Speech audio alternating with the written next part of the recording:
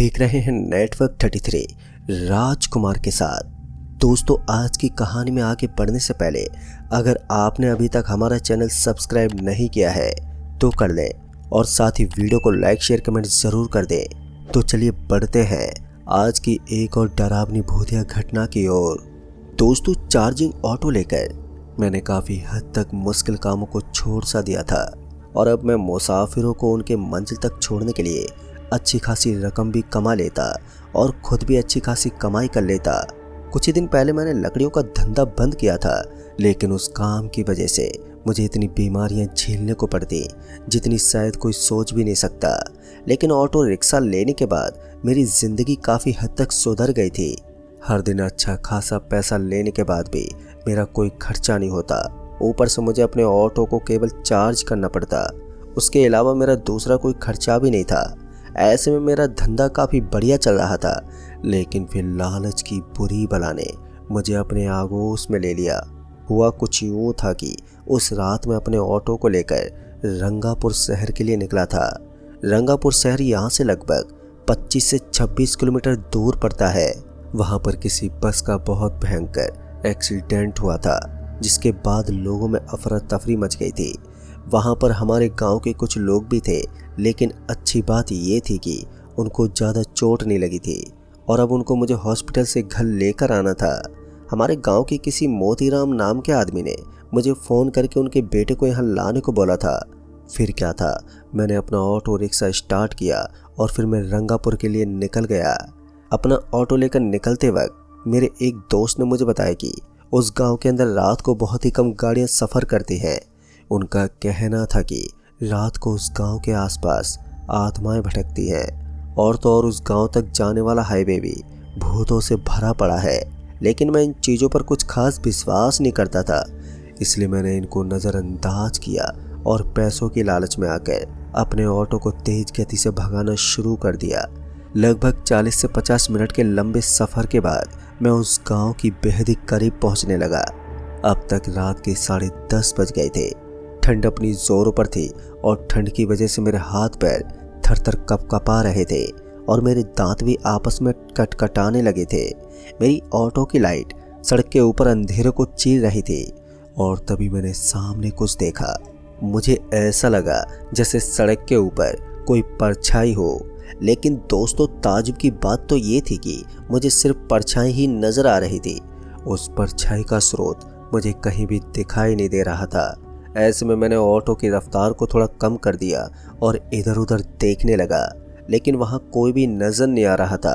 और फिर मैंने अपनी ऑटो को उस परछाई के ऊपर से निकाल दिया।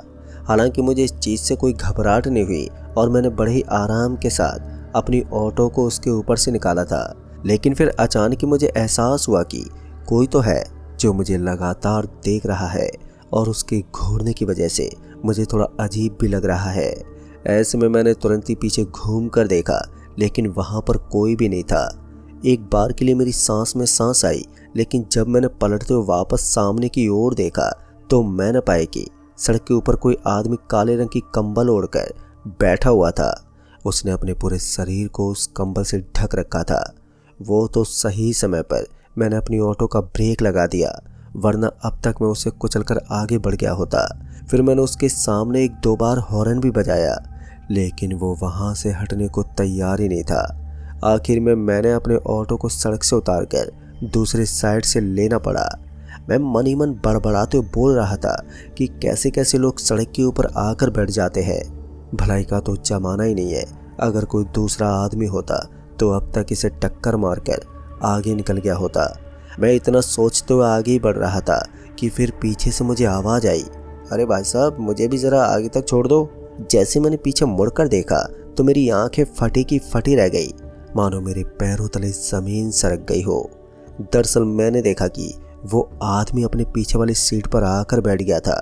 उस शख्स को पीछे वाली सीट पर बैठा हुआ देखकर मानो मेरी सिट्टी बिट्टी ही गुल हो गई। लेकिन फिर मैंने दबी हुई आवाज़ में उस आदमी को बोला, लेकिन भाई साहब, आपको जाना कहाँ है और आप अचानक से मेरी ऑटो में कैसे बैठ गए? मेरी बात सुनकर वो आदमी मुस्कुराते हुए बोला, मुझे बस आगे गांव तक जाना है और अगर तुम मुझे मेरे गांव तक नहीं छोड़ोगे तो फिर इसका अंजाम बहुत भयानक होगा। उसकी बात सुनकर ही मुझे अब डर लगने लगा था, इसलिए मैंने उस आदमी को उसके गांव के बारे में पूछा तो उसने बताया कि उसे मालघाटी जाना है। मैं मालघाटी गांव के बारे में पहले भी सुन चुका था, लेकिन फ़र्क सिर्फ इतना था कि उस गांव के बारे में मैंने सिर्फ अफवाहें सुनी थी और अब मुझे इस गांव के अंदर कदम पटकने थे, इसलिए ना चाहते हुए भी मुझे उस आदमी की बात को मानना पड़ा। फिर क्या था, मैंने अपनी ऑटो को उसी तरफ मोड़ दिया जिस तरफ उस आदमी ने मुझे बताया था और मेरी ऑटो अच्छी खासी रफ्तार के साथ सड़क को क्रॉस करने लगी। हालांकि मुझे बहुत ही बुरा लग रहा था कि मैं बीच में अपने किराए को छोड़ चुका हूँ और मुझे वहाँ पहुँचने में बहुत लेट हो जाएगा। तभी उस आदमी ने बोला, तुम इतनी रात को इस रोड पर क्या कर रहे हो? इस पर मैंने उसे बताया कि मैं अभी अभी एक्सीडेंट हुए लोगों को उनके घर पहुँचाने आया हूँ। उनके हाथ पैर पर कुछ ज़्यादा ही चोट आई है, इसलिए उन्हें घर तक पहुँचाने की जिम्मेदारी मेरी है। फिर उस आदमी ने बोला, लेकिन मैंने तो सुना है कि इस रोड पर रात को कोई नहीं आता, फिर तुमने इतनी हिम्मत कैसे जुटा दी? ये सुनते ही मैं हैरानी से बोला, मुझे नहीं मालूम कि इस रोड से रात को साधन नहीं गुजरते, लेकिन मैं इतना ज़रूर जानता हूँ कि लोगों ने इस सड़क के बारे में अफवाहें फैला रखी हैं। लोगों का कहना होता है कि यहाँ भूत रहते हैं। हालांकि अब तो मेरे मन में थोड़ा थोड़ा संकोच होने लगा था कि मेरे पीछे बैठा हुआ ये आदमी कोई भूत जैसी शक्ति ना हो। ऐसे में मैंने अपनी जुबान से ये नहीं कहा कि मैं भूत प्रेत को नहीं मानता। मैं वहीं पर खामोश होकर अपनी ड्राइविंग पर ध्यान देने लगा। तभी उस आदमी ने बोला, अपनी ऑटो को बाएं साइड में मोड़ दो। उसकी बातें सुनते मैंने ऑटो को बाएं साइड में मोड़ दिया और जैसे मैंने अपने ऑटो को साइड में घुमाया तो मैंने देखा कि वहाँ एक बहुत ही बड़ा बोर्ड लगा हुआ था और उस बोर्ड के ऊपर एक कंकाल का चिन्ह बना हुआ था। ऐसा लग रहा था कि इस गांव के अंदर जाने से पहले किसी ने चेतावनी दी हो कि अंदर खतरों का सिलसिला देखने को मिलेगा। मगर फिर भी मैं रुका नहीं और ऑटो को चलाता उस गेट के अंदर प्रवेश कर गया। तभी उस आदमी ने बोला, लगता है तुम बड़े ही निडर इंसान हो, तुम तो इस गांव के अंदर आने से पहले एक पल के लिए भी नहीं घबराए। इस पर मैंने अपनी गर्दन हिलाई क्योंकि उस आदमी से बात करना मुझे ठीक नहीं लग रहा था। तभी उस आदमी ने बोला, अगर कोई भी इस गांव के अंदर एक बार आ जाता है ना तो फिर दोबारा यहाँ से कभी नहीं निकल पाता। अब ये सुनते मेरे हाथ पैर ठंडे पड़ने लगे। फिर मैंने उस आदमी से बोला, भाई साहब अब मुझे आगे नहीं जाना। इतना कहते मैंने ऑटो रोक दिया और जैसे मैंने अपनी ऑटो को ब्रेक लगाया तो ना जाने वो आदमी अचानक से कहाँ गायब हो गया। उस आदमी को ऑटो के अंदर ना पाकर मुझे इतनी ज़्यादा हैरानी हो रही थी कि मैं अपना सर खुजलाने लगा और इधर उधर उस आदमी को देखने की कोशिश करने लगा, लेकिन पल भर में ही वो आदमी पता नहीं कहाँ गायब हो गया। एक दो बार मैंने उसे आवाज़ भी लगाई लेकिन कोई भी फ़ायदा नहीं हुआ। फिर मैंने वापस से अपनी ऑटो को घुमा लिया और उस गेट से बाहर निकलने की कोशिश करने लगा, मगर जैसे मेरी ऑटो उस गेट के पास पहुंची तो वहां पर जाते वो एकदम से बंद पड़ गई। अब रास्ता मेरे सामने था लेकिन मैं मुसीबत के इस दरवाजे को क्रॉस नहीं कर पा रहा था। ऐसा लग रहा था मानो कोई मुझे यहाँ से बाहर निकलने नहीं दे रहा है। मेरे अंदर इतनी हिम्मत भी नहीं थी कि मैं अपनी नई नवेली ऑटो को इस जगह पर छोड़कर पैदल यहाँ से निकल जाऊं, क्योंकि ये मेरी रोजी रोटी थी और मैं अपनी रोजी रोटी को छोड़कर यहाँ से भला कैसे निकल सकता था। ऐसे में मुझे किसी भी हालत में अपनी ऑटो को यहाँ से निकालना ही था। जब मेरी ऑटो बार बार स्टार्ट करने के बावजूद भी स्टार्ट नहीं हो रही थी तो फिर मैं अपनी ऑटो से नीचे उतरा और नीचे उतरकर उसकी जांच करने लगा कि कहीं ऑटो में कोई खराबी तो नहीं हुई है। लेकिन हैरान कर देने वाली बात ये थी कि ऑटो के अंदर सारे सिस्टम एकदम ठीक थे, लेकिन इसके बावजूद भी ऑटो का एक जगह पर ही रुक जाना मेरे लिए बहुत ही बड़ी मुसीबत बन गया था। फिर एक बार मुझे एक आवाज़ सुनाई दी। मैंने तुम्हें पहले ही बोला था कि एक बार जो इस गांव के अंदर पहुंच जाता है वो यहाँ से निकल नहीं पाता। दोस्तों, इस आवाज़ को सुनकर मैं समझ गया कि ये किसकी आवाज़ थी। मैंने एकदम से पीछे मुड़ते हुए देखा तो वो काले रंग की कंबल ओढ़ा हुआ आदमी मेरे बिल्कुल पीछे खड़ा था और मुझे घूरते हुए देख रहा था। फिर मैंने उस आदमी को बोला, लेकिन भाई साहब मुझे अर्जेंट यहाँ से निकलना है, मैं आपके आगे हाथ जोड़ता हूँ, मुझे किसी तरह से यहाँ से निकाल दो। मेरी बात सुनकर वो आदमी हंसते हुए बोला, मैं भी बहुत गिड़गिड़ाया था लेकिन किसी ने उस समय पर मेरी मदद नहीं की। इतना बोलकर वो ज़ोर ज़ोर से हंसने लगा और उसके हंसने की आवाज़ इतनी ज़्यादा खौफनाक थी कि मेरे पूरे बदन में सनसनी मच गई। डर के मारे मेरे मुंह से कोई आवाज़ तक नहीं निकल रही थी। और फिर उस आदमी ने बोला, अब तुम्हें वहीं पर जाना है जहाँ मैं जा चुका हूँ। यानी कि यमराज के पास। उसकी बात सुनकर मैं एक बार के लिए फिर से खामोश हो गया। मेरे मुंह से अब कोई भी आवाज़ नहीं निकल रही थी। मगर फिर मैंने उस आदमी से पूछते बोला, लेकिन मैंने तुम्हारा क्या बिगाड़ा है और तुम्हारे साथ ऐसा क्यों हुआ और तुम मेरे पीछे क्यों पड़े हो? मेरी बात सुनते उस आदमी ने अपनी कंबल को अपने शरीर से हटाना शुरू कर दिया। जैसे जैसे उसकी कंबल उसके जिस्म के ऊपर से हटती जा रही थी तो वैसे वैसे मेरे दिल की धड़कनें और भी ज़्यादा तेज हो रही थी। उसके बाद का दृश्य मुझे अंदर से हिला देने वाला था।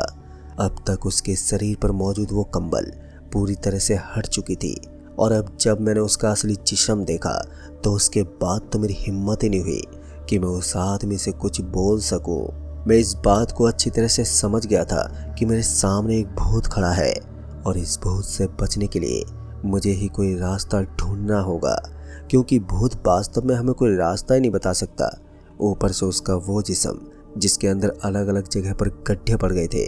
ऐसा लग रहा था कि किसी ने चाकू से इसके पूरे शरीर में छेद कर दिए हों। उसके पेट में एक इतना गहरा गड्ढा था जिसे देखकर मुझे उल्टी करने का मन करने लगा। उस गड्ढे के अंदर से मक्खियां भिनभिनाकर बाहर निकल रही थी और वो भयानक बदबू मार रहा था। तभी मैंने अपने ऑटो की ओर देखा, क्योंकि मेरी ऑटो ही थी जो मुझे यहाँ से सही सलामत निकाल सकती थी। अगर मुझे यहाँ से जिंदा बचकर निकलना था तो मेरी ऑटो का स्टार्ट होना बहुत ही ज़रूरी था। ऐसे में मैं जल्दी से भागता हुआ ऑटो की ड्राइविंग सीट पर जाकर बैठ गया।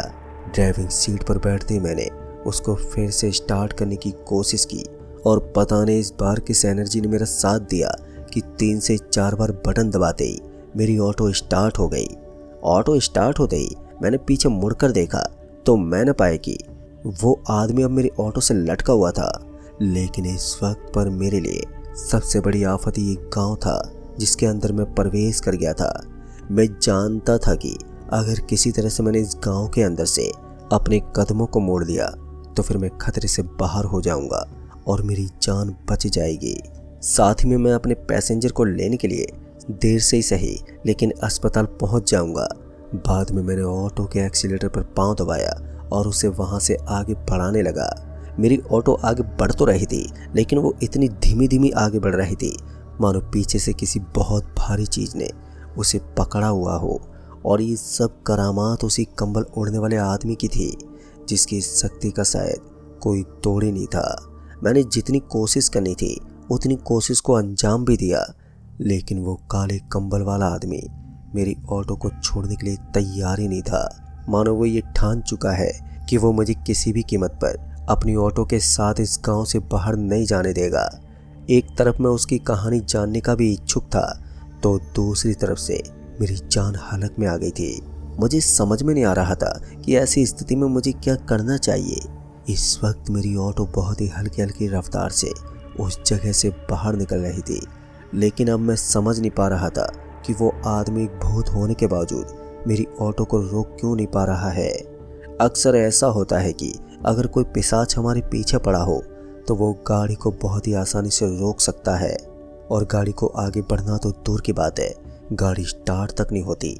फिर इसी बीच मेरी निगाहें मेरे ऑटो के अंदर टंगे हुए एक छल्ले पर पड़ी तो मैंने देखा कि वो एक हनुमान जी का छल्ला था जो शायद मेरी छोटी बहन ने मेरे ऑटो के अंदर लगा दिया था। हो सकता था कि आज भगवान की मेहरबानी की वजह से मैं अब तक जिंदा हूँ। खैर इसके लिए मुझे खुद भी मेहनत करनी बहुत ज़रूरी थी। ऐसे में मैंने भी अपनी ज़्यादा हिम्मत जुटाई और अपनी ऑटो को भगाने की पूरी कोशिश करने लगा। दोस्तों सच कहूँ तो उस समय पर मैं उसे चमत्कार ही कह सकता था कि बहुत ही मेहनत और मशक्क़त करने के बाद अंत में मैंने अपनी कोशिशों से अपनी ऑटो को उस भयानक जगह से बाहर निकाल ही दिया।